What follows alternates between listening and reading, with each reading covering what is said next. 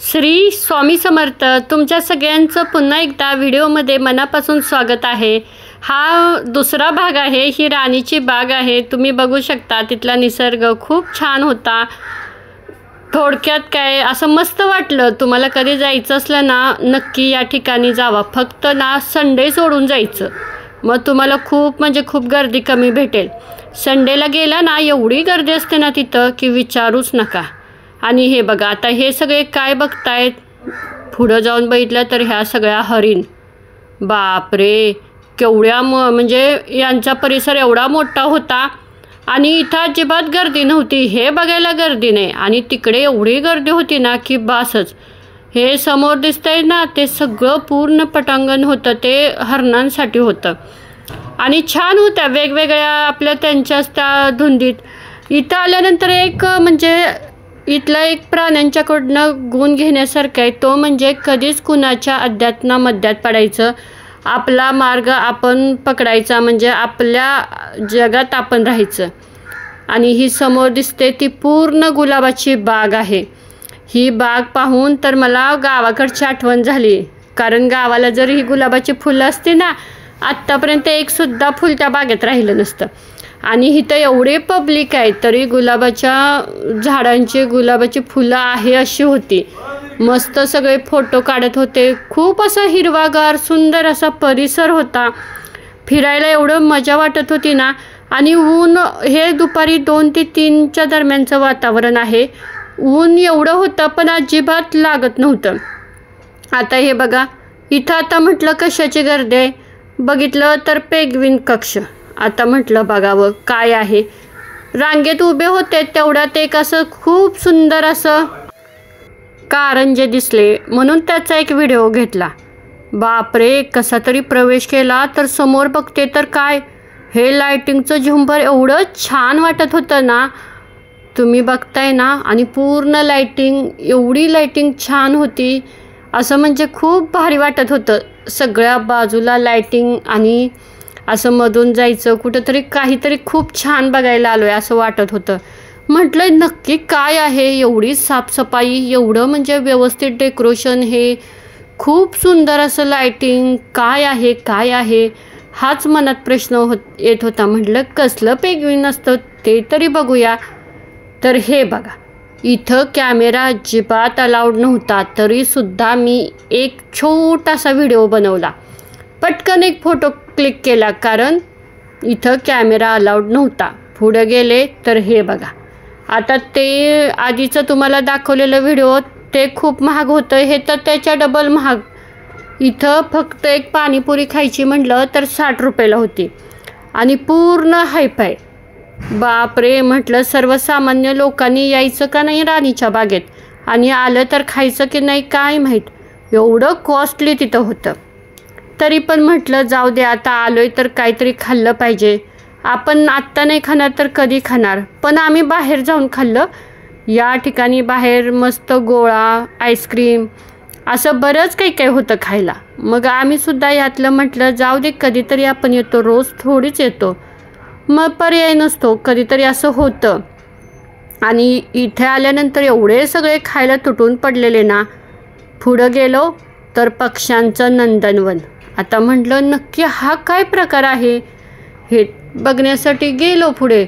एवढं छान असं लाकडांचं बनवलेलं, बाहेर पक्षी एवढे छान छान, आणि हे बघताय ना झाडं किती उंचच्या उंच आहेत. हे दिसतं म्हणून वरती बघितलं हे काय दिसतंय तर लक्षात आलं हे वटवाघूळ. आमच्या घाटावर माई नाहीत की, आणि इथं सगळे असे ना एवढे म्हणजे वरती नजरा करून करून बघत होते. गर्दी बघताय ना किती. चला आता पक्ष्यांचं नंदनवन कसलं असतं ते बघूया. बाहेर सगळे पक्षी लावलेले. आता म्हटलं आत खूप असा अंधार असेल, बघावं तरी नक्की काय भानगड आहे. बघितलं तर कशाचं काय, इथे सगळे नवनवीन पक्षी, कधी न बघितलेले, जे आपण फक्त ना चित्रात बघतो ते पक्षी होते. आणि इथं खरं रिअल बघायला भेटत होतं, एवढाच फरक होता. मग तीसुद्धा पक्षी बघायला गर्दी. प्रत्येक हा पक्षाचं नाव काय, त्याची माहिती, हे सगळं असे हे फलक असे लावलेले होते. मग तिथे वाचायचं आणि जायचं पुढं. पक्ष्यांसाठी सुद्धा ना खूप सुंदर असं तिथलं वातावरण होतं आणि पूर्ण नेट होतं. नेटच्या आत हे पक्षी होते, पण वाटतसुद्धा नव्हतं हे नेट आहे. आणि ही दिसते ना समोर, ती पूर्ण काच आहे. आम्ही काचेतून सगळे बघत होतो. हे पोपट, आपल्याला गावाकडचा पोपट माहिती आहे, पण इथं वेगळेच पोपट होते आणि खूप छान होते. बघताय ना असं रंगीत, एवढे छान पोपट बघायला वाटत होते ना, खूप छान. असं म्हणजे तिथं गेलेल्याचं एक समाधान वाटलं की चला बाबा आपण इथं आलोय ना. आणि त्यांचा परिसर हे बघा, एक पोपट कसा खातोय तो. असं छान छान पोपट होते. आणि हे मेन म्हणजे ना, आम्ही काचेतून बघत होतो. काचा एवढ्या क्लीन होत्या ना, त्यामुळे हे सगळं व्यवस्थित बघता आलं. नाही तर कुठलं काय माहीत आहे तुम्हाला. असं छान पक्षी उडत होते, त्यांचा किलबिलाट एवढं छान वाटत होतं. हे पुढं गेले तर हे काळ्या कलरचे पोपट, म्हणजे सगळ्या प्रकारचे तिथं पोपट बघायला आहेत फक्त. आणि लहान मुलांना असं वेगळं काहीतरी बघायला भेटतं ना, त्याच्याबरोबर आपल्यालासुद्धा. आपण तरी कशाला वाचलं काय बघितलं. आपल्या गावाला फक्त चिमणी, कावळा आणि असं पोपट, कधीतरी असलेच प्राणी माहीत. हे कशाला कोण बघतंय. त्यामुळं राणीच्या बागेतच असले प्राणी बघायला भेटतात. त्यानंतर पुढं आलो तर हा एक कसला पक्षी. आता पक्ष्यांचे एकासुद्धा नावं वाचले नाहीत, फक्त बघायचं काम केलं. म्हटलं जाऊ दे, हिथं आलोय ना, फक्त बघून घ्यावं. आणि त्यांची नावं लक्षात ठेवून तरी आपल्याला काय उपयोग आहे. फक्त एक माहिती पाहिजे म्हणून आलोय की राणीच्या बागेत कुठले कुठले पक्षी होते ते. हे पुढच्या ठिकाणी आलो तर हे पक्ष्यांचा थवाच्या थवा बसलेला. बापरे, मला ते आपल्या गावच्या अजून बरेच काही काही पक्षी आहेत ना, ते आठवले. तिथून पुढं आलो तर इथे निघाले कासव. हे सगळे पाण्यातले कासव. एक आपलं बिचारे येऊन काठावर बसलेलं, बाकी सगळे पाण्यात पोहत होते. हे सुद्धा बघायला आम्ही तिथं गेलो, का तर तिथेच होतं ना शेजारी. नशीब इथं एवढी स्वच्छता आहे ना, ते पाणीसुद्धा खूप स्वच्छ होतं, म्हणून तर ते कासव एवढे दिसत होते, नाहीतर कुठलं काय. आणि एवढं मोठं कासवांसाठी बांधलेलं होतं. हे सगळे नकली कासव बाहेर, म्हणजे त्यावरून आपल्याला समजायचं. आणि हे बघा, हे वेगळेच कासव होते. तुम्हाला थोडंसं झूम करून दाखवते. त्या कासवांच्या अंगावर ना अशी डिझाईन होती. हे म्हणे असे मातीतले कासव. ते बघा समोरचं कसं एवढं खायला तुटून पडलेलं ना, भाज्या आणि काय काय टाकलेलं काय माहीत. ते एवढे म्हणजे त्यांचा खाद्यपदार्थ होता तो. काय एवढी जाळी बिळी लावलेली ना, असे मस्त होतं ना. आता इथून पुढे निघालो. आता काय आहे त्या भिंतीवरून तर वाटतं इथं मगर आहे. आता बघूया कुठं दिसते. कुठलं काय, इथं मगर तर नव्हती, फक्त चित्र लावलेलं. झालं म्हटलं पुढं जावावं तर हे बघा, काय माणसं ना नकली मगरा होत्या आणि त्याच्यावर मुलांना ठेवून फोटो काढायचे चाललेले. आणि ही समोर असली मगर बघायसाठी बघा तुफान गर्दी. दिसली का मगर एकदाची, कशी पाण्यात मस्त पोहते बघा. आणि पाणी पण किती स्वच्छ आहे. दिसता क्षणी म्हणजे बघतानाच असं प्रसन्न वाटत होतं. आणि ही बघा सगळ्यात मोठी मगर कशी चालले, कशी पोहते. बापरे, असलं भारी वाटत होतं ना. एवढा गोंधळ, पण तिचं काही नाही. ती आपली मस्त पोहत होती, ती मस्त एन्जॉय करत होती. बघा हा मगरींचा तलाव आहे आणि खूप असा मोठा हा सुद्धा होता. बरेच जण इथे सुद्धा फोटो काढत होते. जिथं जाईल तिथं माणसं फोटो काढत होती. ही एक आपली शांत बसलेली साईडला. दुपारची वेळ होती, मस्त पोहून घेत होते. यानंतर बाहेर आलो, बघितल्या तर तिथे सगळ्याच अशा मगरी फोटो काढण्यासाठी. आणि म्हटलं हे काय भुयारात आहे. म्हटलं सगळे काय भुयारात चालले. आता भुयारात कुठला प्राणी. बापरे, बघतोय तर हे काय, हे ज्या वरती मगरी होत्या ना त्यांच्यासाठी हा तलाव बनवलेला आहे. आणि त्या तलावाच्या खालच्या साईडला अशी काच लावलेली आहे. हे सगळं पाणी आहे आणि जाड काच आहे. त्यांनी हे एवढं छान बनवलंय ना, खूप छान असं फोटो काढायला तिथं वाटत होतं. हे खालचं गवत आणि यात मगरी राहत आहेत. आणि ह्या मगरी आत्ता आपण ज्या वरून पाहिल्या ना, त्या या मगरी होत्या. तुम्ही साईडचं लोकेशनसुद्धा बघू शकता, किती छान आहे. तुम्हाला मी पुढे गेल्यावर एक मगर दाखवते. इथे फोटो काढायला एवढी गर्दी होती ना. दिसते ती जी आत्ता मगर आपण पाहिली ना, ती मगर ती होती.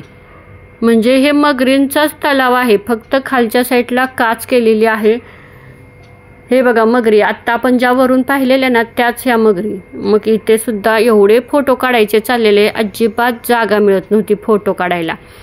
वरच्या साईडला हे असं आहे, म्हणजे खूप छान आहे. हा पॉईंट सगळ्यात मस्त आहे, बघायला पण खूप आवडला आणि त्यांनी डेकोरेट पण एवढा छान केलं आहे ना की बस. म्हणजे छान आहे. तिथं एक छोटासा धबधबा आहे, नाही तर साईडला वेगवेगळ्या मगरी आहेत आणि पाण्यामध्ये कोणकोणते प्राणी असतात ते सुद्धा आहे. म्हणजे आणि सगळ्यात महत्त्वाचं म्हणजे स्वच्छता खूप आहे. राणीच्या बागेत एवढं आढळलं की तुम्हाला अजिबात कचरा कुठे भेटणार नाही. खूप छान आणि खूप स्वच्छता. एवढे पब्लिक होते पण स्वच्छतेच्या बाबतीत खूप एक नंबर आहे. म्हटलं चला आलोय तर एक फोटो काढावा. चला आता बघूया पुढं काय आहे. केवढी मोठी बाग. बाग काही संपेना, वैताग आला फिरून फिरून. किती काय काय आहे. हे बघा, हे निघालं नकली मगर, जिला बंदिस्त करून ठेवलेलं.